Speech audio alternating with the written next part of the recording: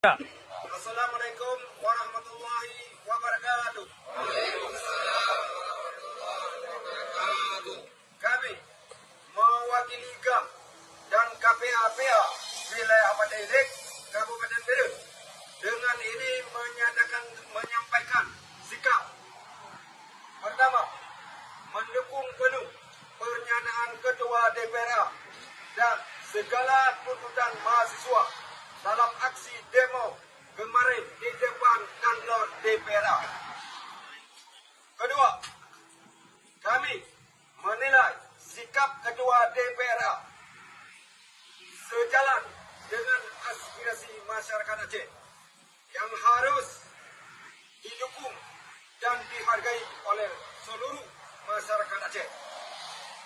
Tiga, kami mengecam keras pihak-pihak yang mencoba membungkam aspirasi rakyat Aceh dengan menyerang Ketua DPR secara pribadi maupun politik.